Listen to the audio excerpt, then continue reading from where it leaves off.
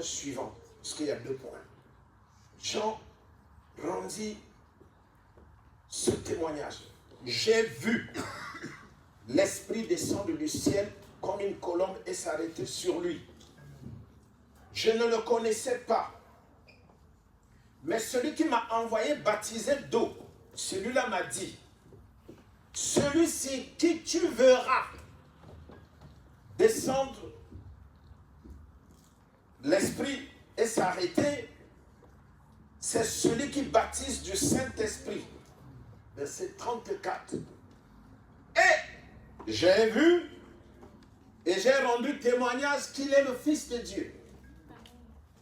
Donc vous comprenez, chers amis, que Jean-Baptiste est en activité. La capacité de voir est quelque chose qui aide dans le divin. Amen. Tu vois quelque chose et ça bouleverse, ça change totalement ta façon de réfléchir et de raisonner. Dieu pouvait simplement lui dire, voilà celui-là. Il dit, mais quand tu verras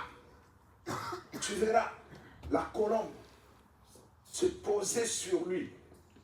Maintenant, si tu es aveugle, peuvent devenir des yeux de Dieu. Amen. Parce que tu as vu quelqu'un, tu as eu pitié de lui, et Dieu le guérit. Amen. Donc, quand ces émotions-là se mélangent, c'est comme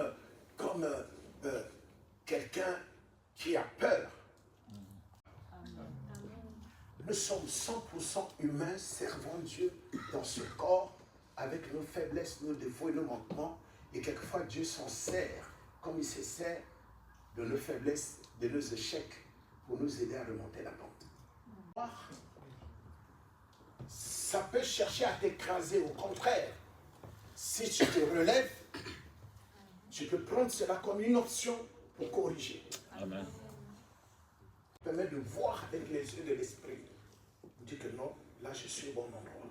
Je suis dans une bonne église. Je suis dans un bon projet. Je suis dans une bonne entreprise. C'est une manière d'autisme. Ça peut être ici, au travers d'une prédication. Ça peut être dehors, au travers d'une attitude. La plupart des choses que tu as faites ont commencé par ta pensée. Tu as pensé une fois. Quand tu y penses 2 fois, 3 fois, ça commence à prendre corps.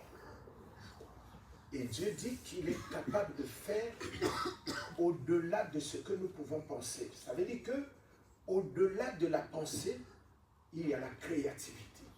C'est-à-dire de prendre ce qui jusque-là